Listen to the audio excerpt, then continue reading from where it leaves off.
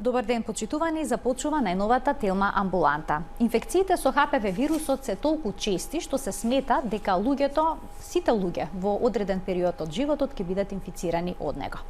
Дали сите подтипови на вирусот се подеднакво агресивни и можат да предизвикаат карцином? Оние кои што се инфицирани со хуман папилома вирус имаат диагностицирано ЦИН-1, ЦИН-2 или ЦИН-3, за какви промени станува збор, дали се опасни. За сето ова, но и многу повеќе денеска од разговорот со примариус магистар доктор Јован Костадинов, специјалист по гинекологија и акушерство од Аџибадем. Систина, доктор Костадинов, добре дојдовте во Телма амбуланта. Добар ден и поздрав до сите гледачи на телевизија Телма. Дали може да се каже дека покрај жените од ХПВ вирусот се засегнати и мажите, бидејќи хуман папилома вирусот не предизвикува само цервикален канцер, туку може да предизвика и карцином на пенисот, анусот, па и грлото, поточно ждрелото. Точно така, не само кај жените, хуман папилома вирусот ги предизвикува промените и кај мажите, меѓутоа сликата кај мажите е многу поблага, симптомите се многу полесни и во голем процент мажот како трансмитер пренесува болеста и да не знае дека заболел од истата. Онај период на реконвалесценција или опоравување од вирусот е дури и побрз кај мажот отколку кај жената. Инаку точно е тоа дека 90% од сите луѓе во текот на животот ќе заболат од некој подтип на ХПВ вирус. Околу 40 од некаде 170 познати ХПВ вируси предизвикуваат генитални заболувања, а 14 од нив се сметаат за онкогени, тоест вируси кои што можат да доведат до карцином. Најчесто е тоа карциномот на грлото на матката кај жената, меѓутоа може и карцином на вагина, на дебело црево, на устна шуприна, ларингс и така. Да погледаме еден факт кој што е поврзан токму со оваа состојба, односно со инфекциите со ХПВ. Познати се околу 150 генотипови на ХПВ, од кои 40 може да предизвикаат инфекции во гениталните регии, веќе го споменавте тоа. Дали од овие 40 генотипови можат да предизвикаат и малигни и бенигни тумори? Значи, дали сите подеднакво тешки инфекции предизвикуваат или не? Одредени подтипови предизвикуваат одредени промени. Папилома вирусите предизвикуваат брадавичасти промени и не мора да се тоа само сексуално преносливи. Има многу заболувања кои што се манифестираат како кожна манифестација.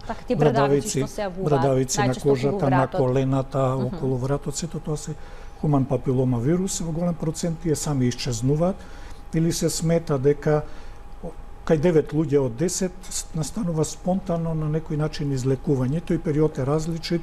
Кај жената се смета дека тој период може да трае и до 2 години, да исчезнат комплетно сите знаци на ова заболување или инфекција, без да примат било каков тип на терапија. Меѓутоа, одредени подтипови, како што рековме, може да доведат до појава на карцином и секој од овие подтипови на вирус во литературата си има своја Така ќе проговориме за оние кои што се најчести, кои што се помалку агресивни, повеќе агресивни, но се најчесто изолирани. На каков начин се пренесува гениталниот ХПВ вирус? Дали неопходен класичен сексуален контакт? Не мора сексуален класичен контакт, преносот е кожа на кожа, значи треба да постојат абрази.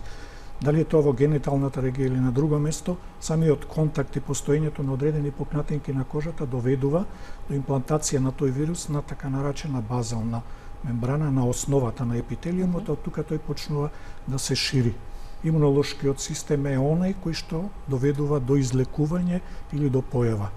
Во геномот на самиот вирус постојат одредени гени кои што доведуваат до репресија на онај нормален имунолошки одговор, а сето тоа доведува до раст. Меѓутоа, тоа не значи дека и ако го имате највирулентниот онкоген вирус, кај вас ќе развие одредено заболување. Постојат и други фактори. Тука многу важен е покрај подтипот на вирусот имунолошкиот статус, пушењето е важен фактор. Дали стресот има раниот влијание? сексуален стресот и тоа особено се забележува. Не постои излекување од вирусот, постои лекување само на промените што ги правите. Дали се тоа кондиломи или промени од друг тип на грлото на матката. Значи не постои лекување со кое што ќе се уништи вирусот. Не постои лек против вирусот, против ХП вирус, како и сите други вируси. Ние ги лечиме само промените на вирусот. Доктор Костадинов, а зошто се случува некогаш да се изолира овој вирус и кај девојчиња кои што се сексуално неактивни? Тоа се најверојатно кожни промени кои што настанале.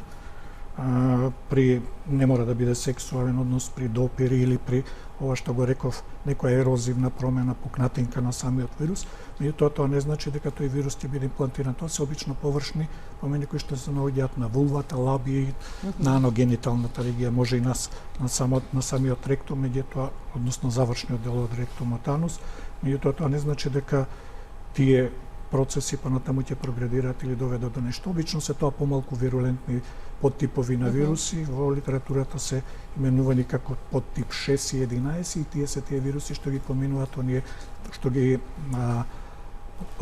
прават оние промени на надворешните гениталии на вулвата. Така, за подтипот 6 и 11 малку подолу во емисијата.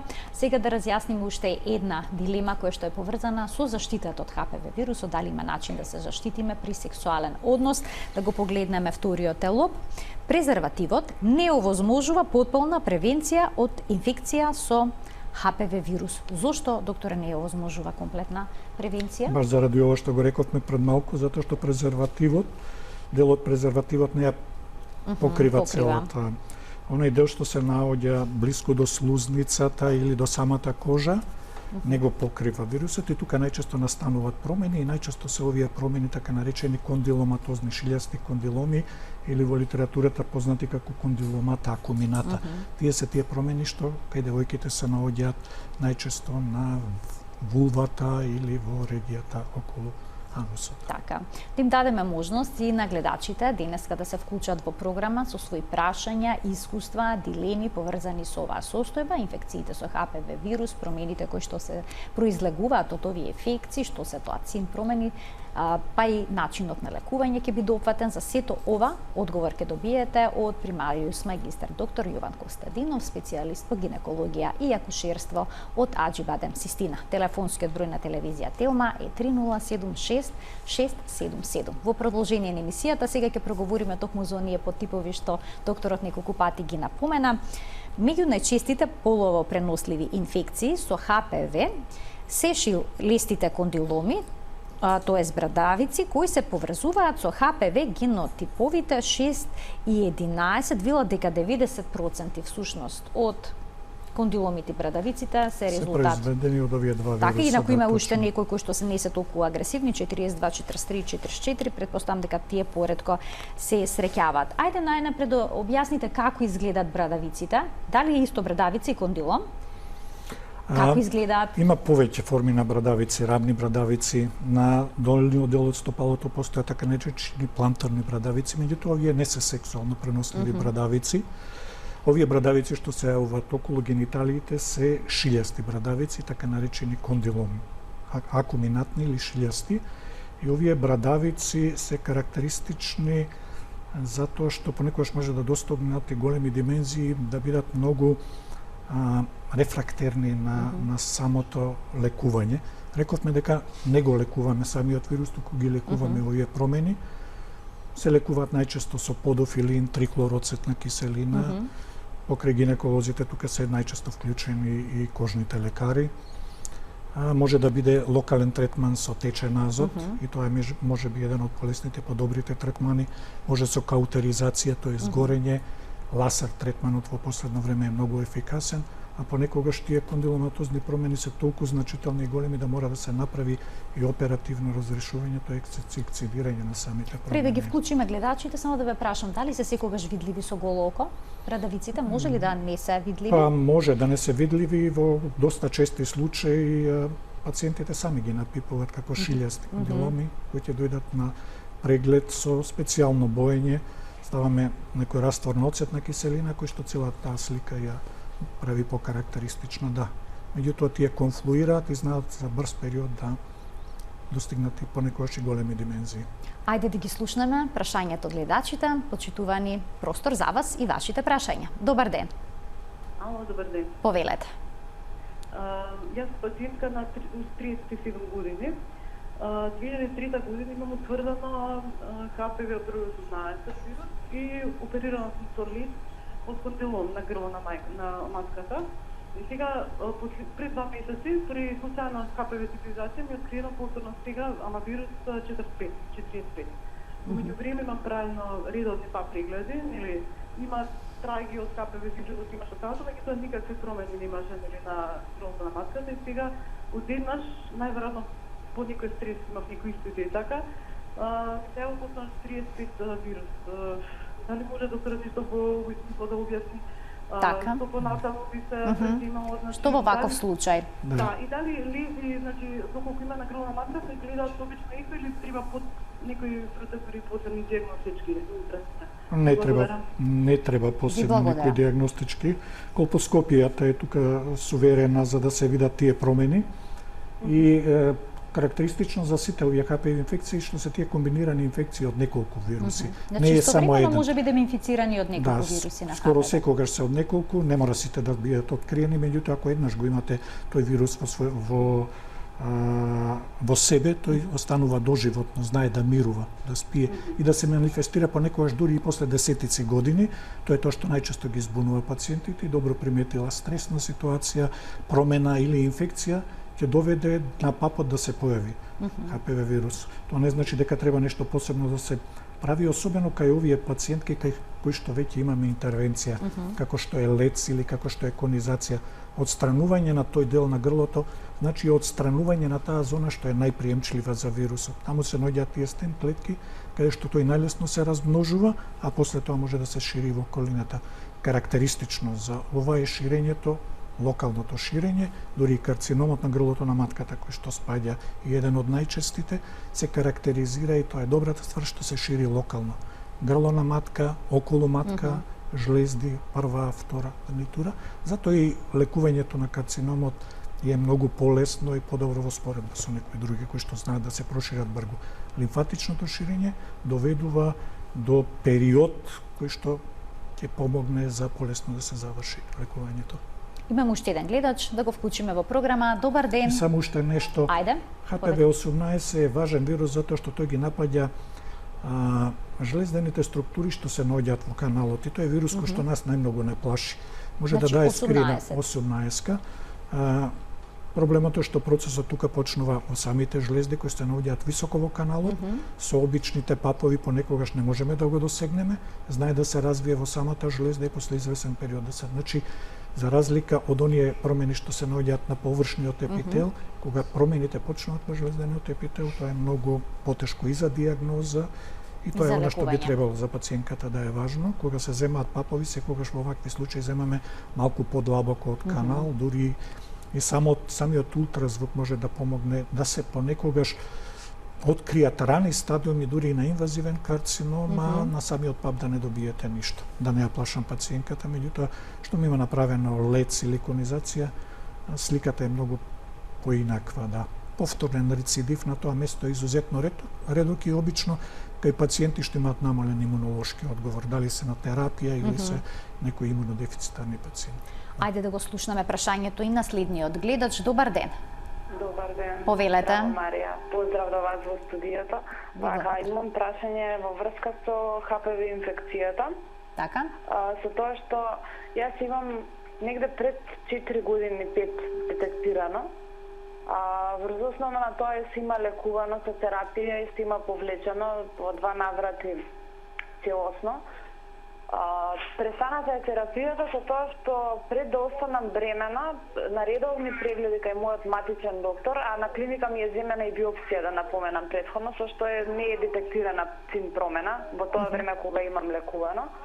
И сега пред да останам бремена, на пап тестот е најдено цин 1, без присуство на HPV, со тоа што јас кај водев бременоста немав никакви проблеми.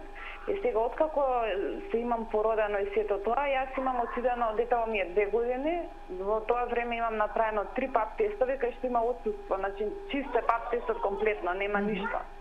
Едноставно ни цин промени, ни HPV, ни ништо. Значи имаме правено и микробиологија и го имам правено 3 пати во рок од 6 месеци.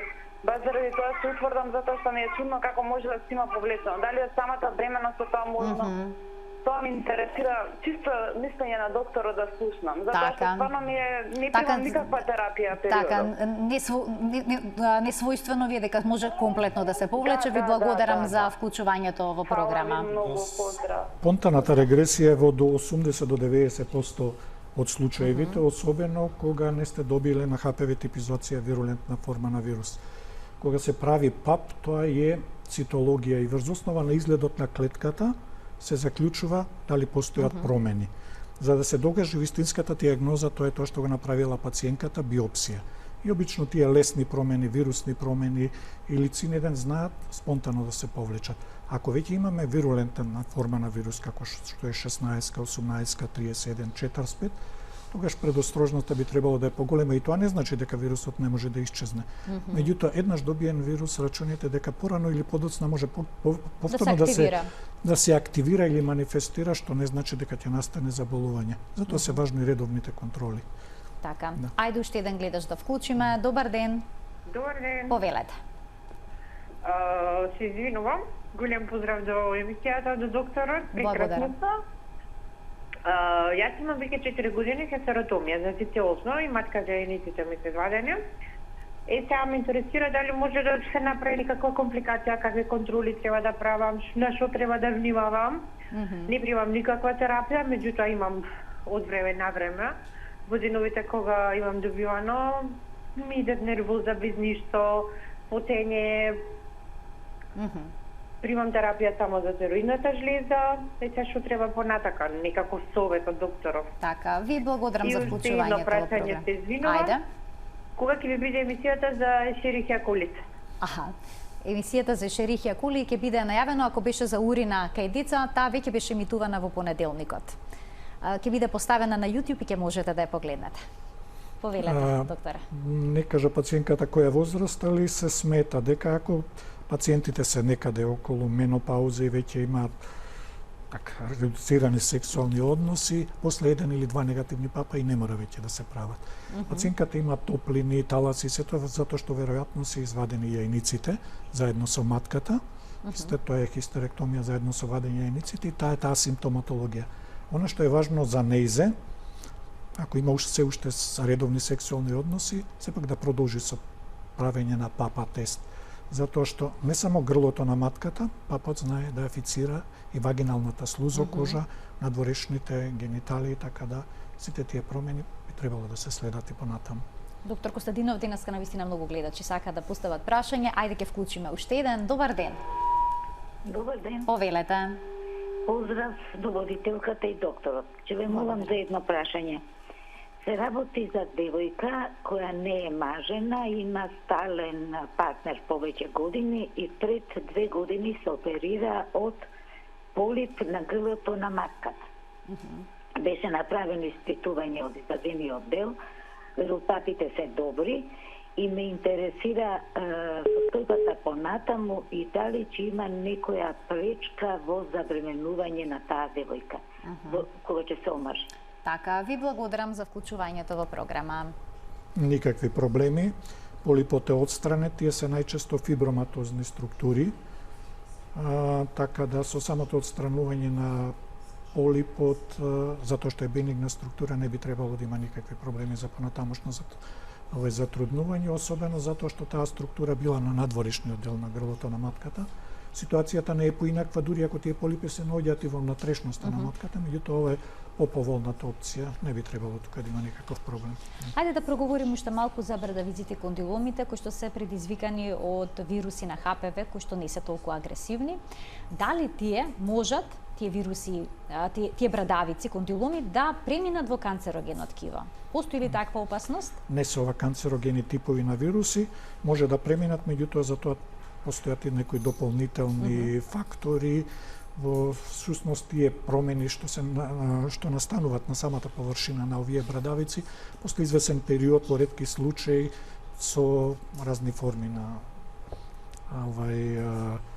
промена на нивото на сама клетка може да настанат, меѓутоа во литературата тоа се ретки случаи, така да практично за нас важно подтиповите 6 и 11 не даваат карциноми на грлото на матката и сите кондиломи се во суштина бенигни. Бенигни промени.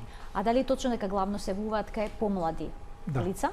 Тоа е првиот контакт со самиот вирус, надворешните гениталии, самите сексуални почетни односи и немањето на контакт или немањето на познавање на некој начин со тој вирус доведува до побурна реакција кај младите пациенти. Дури и промените на грлото на матката се значително позначајни и поголеми кај млади пациенти. Со време нивниот имунолошки апарат и нивниот имунолошки систем знае целата таа ситуација да ја стабилизира и тие промени, како што рековме, во најголем број случаи до 2 години се повлекуваат спонтано и без било каков тип на терапија. Да. Доколку кај еден од партнерите се јави ваков тип на проблем, значи брадавички, дали треба и двајцата партнери да се лекуваат? И какво е тоа лекување кај двајцата партнери доколку едниот од нив нема проблем? Да, треба во секој случај да се провери мажот. Рековме дека кај мажот сликата е обично помалку бурна, меѓутоа се наоѓаат и тука. Особено кога станува збор за кондиломи, промени и на пенис и на скротум и према аналната регија, меѓутоа ефикасно се лекуваат во овој случај и како што рековме можеби најефикасен е течниот азот. Тоа е смрзнување на овие промени, неколку терапии кои што прават кратко трајно по 1 минута доведуваат после неколку третмани до потпуно повлекување. Да. Другите фактори као подофил, трихлороцетна киселина се повеќе историја, така да ова се поуспешни методи. Ласерот во последно време, да, можеби ласерот дава малку на кожата позначајна пигментација, па не го потребуваме толку. Јас би го ставил сепак течниот азот као најуспешно. Така, како прв избор. Ајде да го слушнеме и следното прашање од гледач. Добар ден. Добар ден. Ало? Ве слушаме во програма, сте, повелете. Дали сум јас во програма? Да, вие сте во програма, ве слушаме, повелете, кое е вашето прашање? Многу ви благодарам. Поздрав до вас и до емисијата. Јас имам едно прашање до докторот во врска со ХПВ-то. На кој начин може да се провери ХПВ-то кај аналниот отвор и кои се симптомите? Доколку ги има, мислам дали треба да се појде кај гинеколог, кај кожен лекар или кај некој хирург? Така. Тоа ми е прашањето. Кои така се симптомите, мислам, и кое е лекувањето, мислам, на кој начин може да се провери, да се испита? Ви благодарам за прашањето.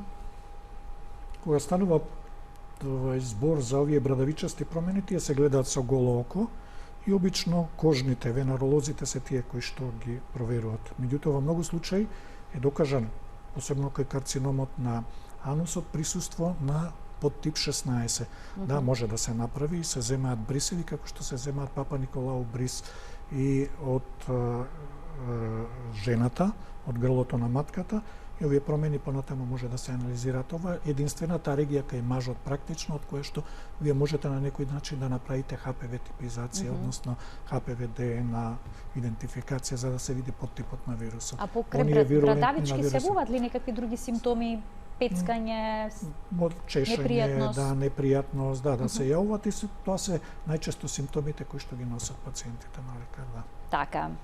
Ајде сега да го погледнеме четвртиот телоп, ке позборуваме за оние поагресивни подтипови на ХПВ, кои што веќе докторот неколку пати ги напомена. Карцином предизвикува ХПВ вирусот со висок ризик, генотиповите 16 и 18.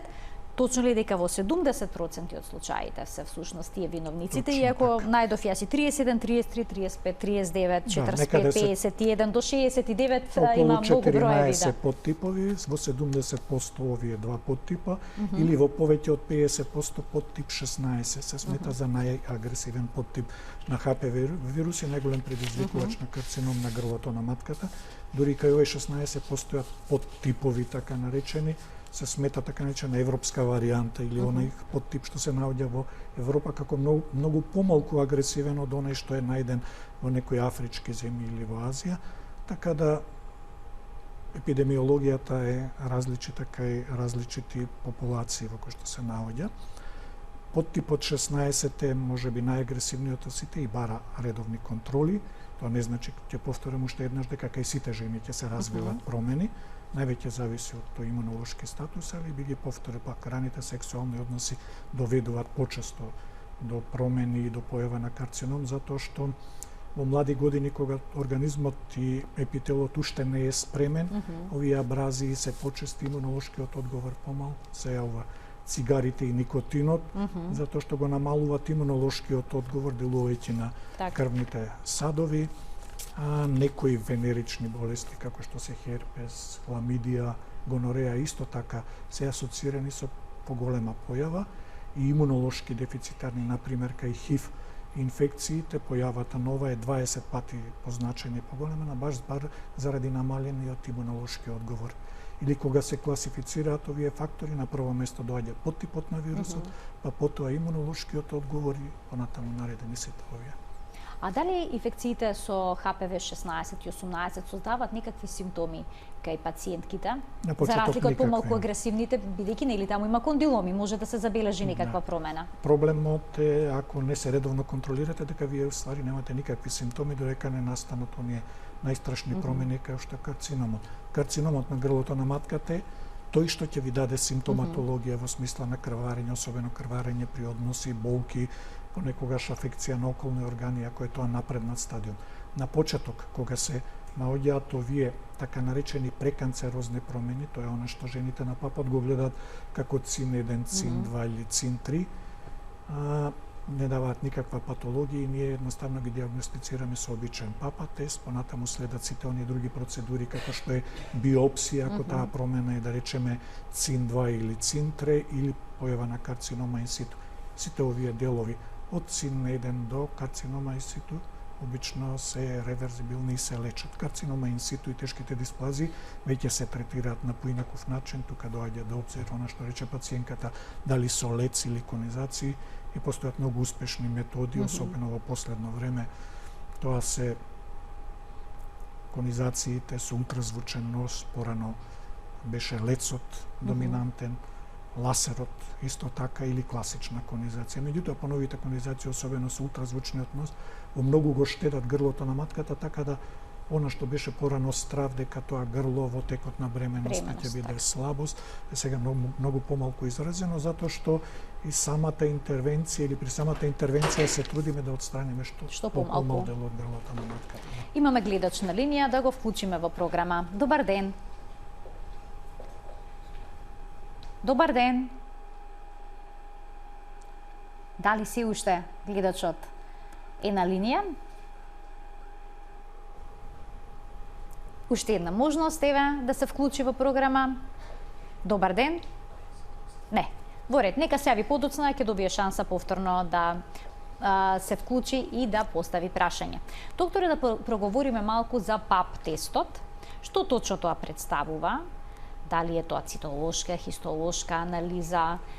Колку често треба да се прави? На која возраст треба да започнеме да ги правиме овие испитувања? ПАПот е ексфолиативна цитологија, тоа е земање на примерок од епителот на грлото на матката и од вагината со обична шпатула или со обична четка, и тоа е ствари отстранување на оние површни клетки од површината на грлото на матката. Со нивна анализа под микроскоп се гледаат промени на ниво на сама клетка и врз тој изглед се суди дали има промени, така наречени ЦИН-1, ЦИН-2 или ЦИН-3. Меѓутоа папот е 90% или нешто повеќе од 90% сигурност. Екзактната диагноза за да видиме дали навистина постојат или не промени се прави хистолошки, тоест земање на парченца од грлото на матката најчесто, и тоа се вика биопсија. Биопсијата е уствари ткиво, милиметар, два, понекогаш повеќе ако бара, али обично се тоа мали делчиња, и биопсијата има голем слој на клетки, каде што голем слој или стратификација од клетки, каде што вие точно ќе утврдите дека се работи за ЦИН-1 или ЦИН-2. ЦИН-1 обично не е индициран за да мора да правите биопсија, али кога веќе имате ЦИН-2, и тука е докажано и некој патоген вирус, обавезна е диагностика, фактички ЦИН-2 или средно тешка дисплазија, што е синоним кој што одговара на оваа цитологија, хистолошкиот овај термин е средно тешка дисплазија и вирулентен вирус, веќе бара интервенција, а тешките дисплазии, карцинома ин ситу или карциномот кој што е локализиран на самиот епител, се практично секогаш индикација за конизација. И со конизација практично се решава проблемот. Така, тука ќе направиме на кратка пауза со еден блок реклами, а веднаш потоа се враќаме на денешната Телма амбуланта. Останете на Телма. Продолжуваме со денешната Телма амбуланта, зборуваме за една мощна актуелна тема, инфекции со ХПВ вирус, дали сите подтипови даваат подеднакво сериозни и канцерогени промени, какви се тие типизации ЦИН-1, ЦИН-2 и ЦИН-3, колку се опасни. За сето ова разговараме со примариус магистар доктор Јован Костадинов, специјалист по гинекологија и акушерство од Аџибадем Систина. Докторе, да проговориме и околу типизацијата на ХПВ вирусот, во кој случај е потребно да се утврди за точно кој вирус станува збор? Дали откако ќе се утврди ЦИН-1, ЦИН-2, ЦИН-3 е неопходно да се направи типизација на вирусот кој што го предизвикува овој проблем? ЦИН-1 не бара секогаш типизација, треба да се повтори вирусот после извесен период и тоа е обично пратено со некој третман, најчесто локално со употреба на некои вагиналети како што се бетадин, равенсара и малку со имунолошкиот систем повеќе витаминска терапија, повеќе од групата на А, С и витамини што се одговорни за самиот епител.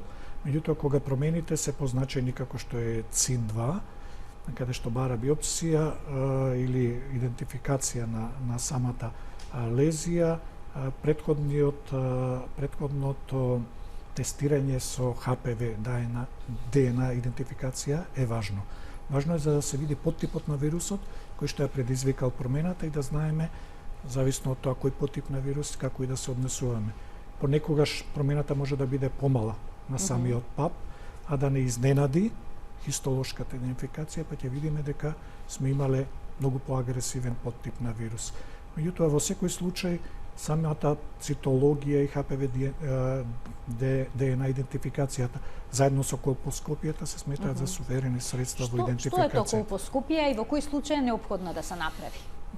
Колпоскопија е метода на гледање на грлото на матката. Тоа ги гледа промените и географијата и во очите на искусен колпоскопист многу кажува. Ако папот има диагностичка вредност од некаде 90% сигурно, заедно со колпоскопија тој процент се качува на 97-8%.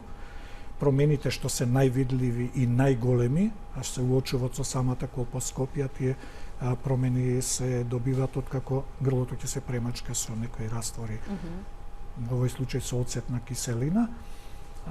Промените кои што се највидливи и најманифестни фактички служат за диагностицирање до каде стигнал тој процес, затоа што вие го немате целиот процес на грлото на матката во исти стадиум, некаде ќе најдете ЦИН-1, некаде ЦИН-2, па некаде може да го промашите самиот дел. Кога имаме ЦИН-2 најден и докажан хистолошки, а тој е пратен со оваква вирулентна форма, тогаш е индикација конизација, односно отстранување на целиот дел. Значи, дефинитивната диагноза вие ќе ја добиете дури откако ќе се отстрани целата зона.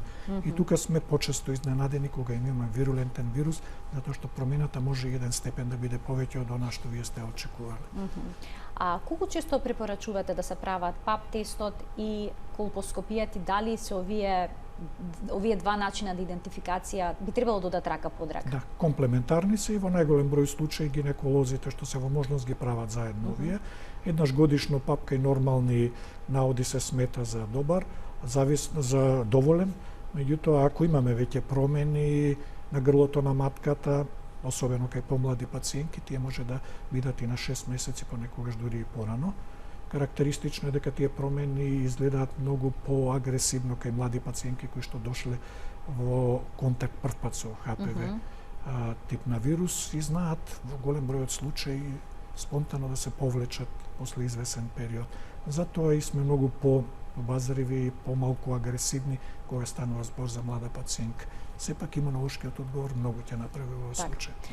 Еве сега во контекст на што го говоревте за спонтанното повлекување, да го погледнеме петиот телоп, благиот облик на дисплазија, тоа е ЦИН-1. Во голем процент кај жените се повлекува за период од 6 месеци до 2 години без посебно лекување, го споменавте тоа, но сепак некои се плашат дека ЦИН-1 значи вовед во канцер. Не значи вовед во канцер.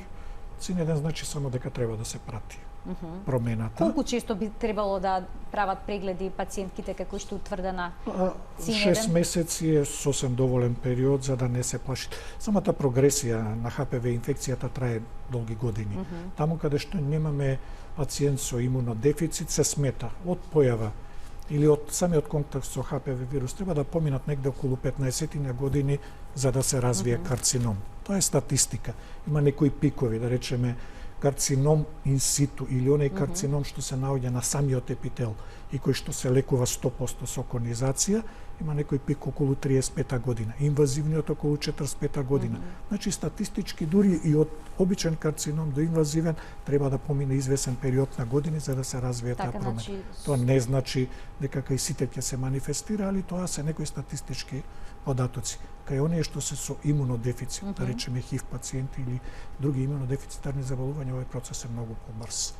А тоа го приметуваат и самите пациенти кога имаат инфект или кога состојбата е влошена заради некое друго заболување и ние можеме на папа да добиеме нешто полошно од тоа што го имала пациентката порано. Така претходно. Еве да погледнеме уште еден факт поврзан со оваа состојба, шестиот телоп, ако жената секоја година прави пап тест, можноста да развие карцином на грлото на матката се намалува за 90%. Да. Ова е навистина сериозно висок процент. Висок процент, да. Може би и повеќе. Еднаш годишно пап е сасем доволен. Рековме дека еволуцијата трае со години, со декади. Она што највеќе не плаши е тоа што го кажа првата пациентка и јас повторно ќе го повторам, тоа е проблеми за сите гинеколози. Кога постојат подтипови на вируси како што 18 и 33, каде што тој процес може да почне понекогаш длабоко во каналот, тогаш не ни е достапен на око, не ни е достапен колпоскопски, понекогаш и со самите четкици недоволно можеме да го земеме. Може да се пропушти и тоа се тие промени кои што никаде не може на време практични да се диагностицираат. За среќа тоа се многу мали. Така, исклучително ретко. Да. А доколку кај пациентката се развие цервикален канцер, дали во тој момент има симптоми на болеста? Ако се развие карцином, и ако е тој во понапредната, тогаш се јавуваат симптоми. Почетни симптоми што се јавуваат кај жената, тоа се крварење, особено крварења во тек на сексуални контакти. Тие крварења не мора да бидат значајни. Другите симптоми, као што се болки, притисок, се јавуваат кога тој карцином многу ќе напредне. Тој знае да напредне и да биде голем, понекогаш неколку сантиме, да го зафаќа околното ткиво, ние викаме параметрата, да дава болки, почесто е пратено сето тоа со инфекции, понекогаш знае да инфилтрира и према мокрачниот мел и према дебелото црево. Тоа се веќе касни и напреднати фази кога пациентките секако ќе се јават на преглед. Важно е да се фати карциномот во најрана фаза, а за тоа постојат неколку така фактори кои што се битни, меѓу кои што редовните контроли се секако. Така, редовните контроли. Ќе проговориме и за превенцијата, само уште едно прашање во однос на ЦИН-3, кои се шансите пак тој да премине во канцер, кога кај некого ќе се утврди ЦИН-3, дали тоа значи дека преканцерозна состојба? Кога ќе се добие ЦИН-3, тоа го сметаме веќе за предстадиум на карцинома инситу. Секој ЦИН-3 цитолошки, кој што е докажан со хистологија, рековме дека постои разлика во едно, значи секоја тешка дисплазија треба да се третира, дефинитивно. Така. И тоа е индикација за конизација, односно за отстранување на целата зона. Веќе појаснивте неколку пати на каков начин сето тоа може да се изведе. Ајде сега малку да проговориме и во однос на превенцијата. Вакцините. Да го погледнеме седмиот телоп, кој што гласи дека вакцините представуваат најдобра превенција за заштита од карцином на грлото на матката. Дали е тоа точно? Бидејќи има бројни дилеми, особено кај родителите. Да. Вакцината се смета сега за најдобра превенција. Ако пред вакцината ги ставиме можеби едукацијата, сексуалното воспитување во раната возраст, превенцијата и заштита кај младите пациентки, вакцината е првиот и најзначаен фактор за неразвивање на карцином. Вториот фактор се редовните контроли, тоа со ПАП, земање ПАП и колпоскопија, и третиот фактор или третата значајна компонента е откривање на карциномот во најрана фаза. Кога е во најрана фаза, излекувањето и на инвазивниот карцином е во висок процент. Во висок процент се смета 80 до 90% дека ќе настане тотално излекување ако карциномот е во најрана фаза. Вакцините се комбинација од ХПВ подтипови, на кои што подтипови содржат најчесто? Најчесто вакцината што беше кај нас, Гарцил вакцината, постои 4 подтипови. Тоа се 16 и 18 како предизвикувачи на карцином и 6 и 11 како предизвикачи на брадавичастите промени. Сега имаме 9 валентна вакцина исто од таа Гарцил, во кои што се ставени некои други подтипови, имунолошкиот одговор и вакцината обично се дава кај млади пациенти, почесто кај жените, многу поретко кај машките, иако се смета дека треба и кај машките, ако што знам во Австралија и можеби и во Велика Британија, во некои земји и момчињата ги вакцинираат. Докажани се ефектите? Докажани се ефектите во најголем број од случаи. Зборувам машката популација доколку се дава? Ефектот индиректно се докажува со појава на карциномот, инаку кај машката популација карциномот на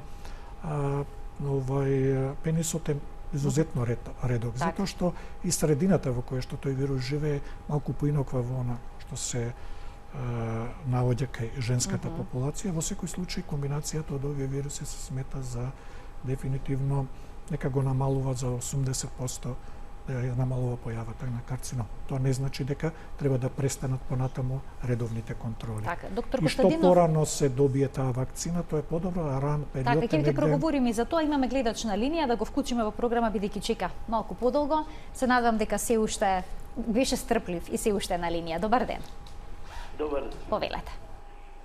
Сака, извините, сака сопругата да дојде на лека, на преглед кај доктор Јован. Така.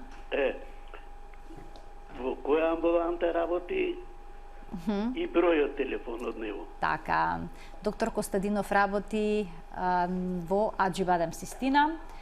Докторе, на каков начин? На закажување преку пул, така да може во секое време да се јави, тоа не е никаков проблем. Така, но делот на гинекологија во Аџибадем Систина, слободно јавете се и ќе закажете преглед. Уште еден гледач очекува да се вклучи во програма. Добар ден.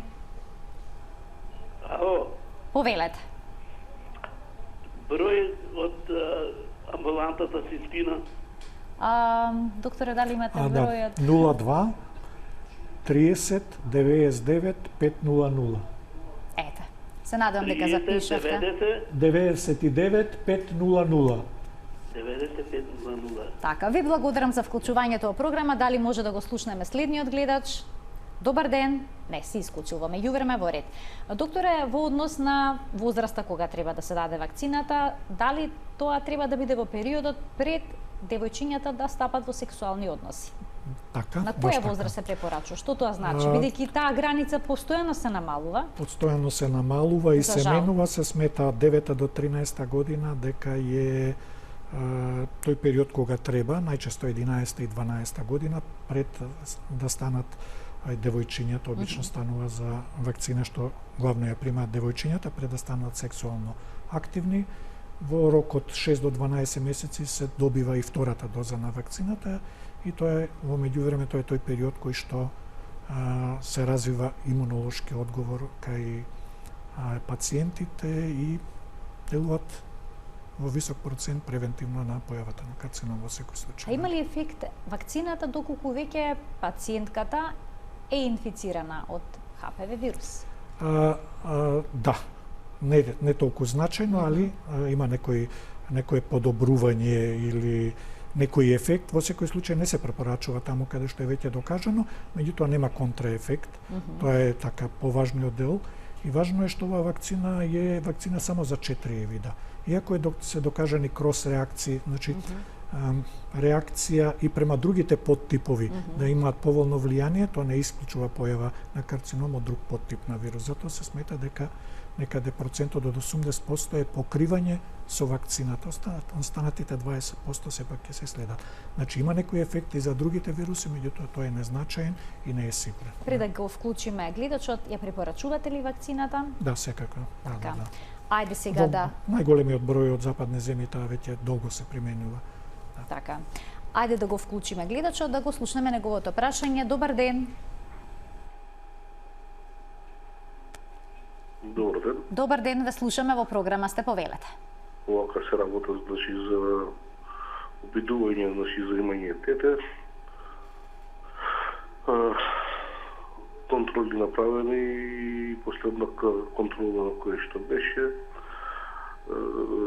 ми кажа како наните од матката, значи кај што треба да влезат, тоа е сперматозоидите, имало некое си така наречено диво месо. Колку е тоа опасно и за колку време, значи, за колку долг период треба да побрзаме да се изоди тоа или како е што? Тоа е лесна интервенција, тоа е нешто слично на што се јави пациентката, тоа се така наречени полипи или понекогаш миоматозни творемини на грлото, меѓутоа интервенцијата е релативно лесна, се изведува брзо, што порано тоа е подобро затоа што на некој начин таа формација смета на затруднување, нели, кај пациентката. Треба да се извади за да се ослободи каналот.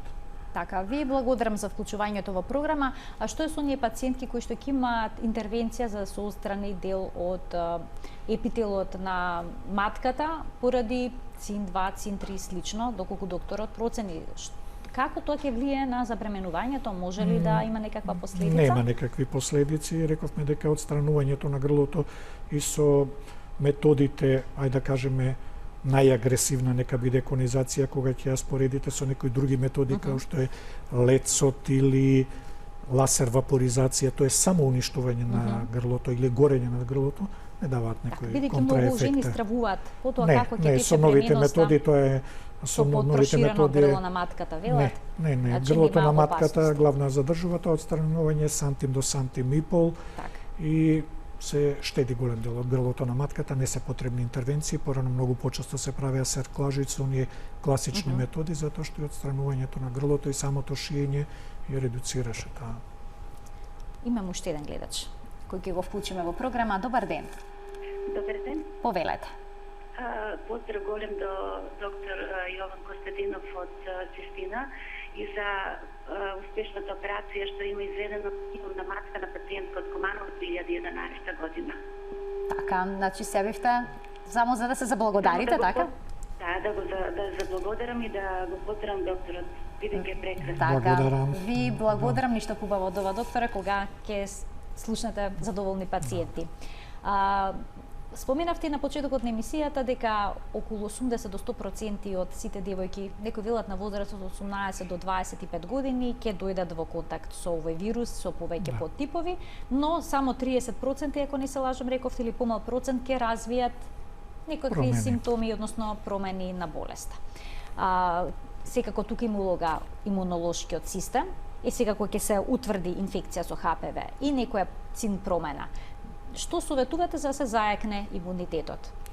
Дали прополис да се зема, алоe вера? Сите тие доведуваат до некој подобрување, меѓутоа нешто најмногу веројатно има улога, тоа е локалниот третман, кој спомнав порано. И ги третираме најчесто со вагиналите бетадина или равенсара и витаминската терапија, режимот на живот е исто така важен, посебно таа група на А витамини, С витамини и така натаму. Многу поважно е превенција на останати инфекции и еден можеби канцероген, понекогаш фактор дури порано се сметаше пушењето на цигари, редукција на пушењето на цигари, затоа што тие директно влијаат на имунолошкиот одговор кога ќе се јави оваква инфекција. Значи е многу помал одговорот кај оние што се пушачи отколку останатите. Доктор Костадинов, ви благодарам за вашето гостување. Можна е актуелна тема, како што споменав на почетокот на емисијата, бидејќи многу често пациентките се јавуваат со вакви проблеми, им се јавуваат вакви проблеми, а и сите се советува кај сите жени редовни ПАП прегледи, еве појаснивте зошто се толку важни и колку се значени за редуцирањето на некои сериозни заболувања како што е карциномот. Редовната контрола е фактички клучот на здравјето, на женското здравје. Ви благодарам уште едно за гостувањето. Почитувани, ова беше се во денешната емисија. Гостини беше примариус магистар доктор Јован Костадинов, специјалист по гинекологија и акушерство од Аџибадем, Систина. Се гледаме секој работен ден од 12:45, секако во рамките на телевизија Телма. До гледање.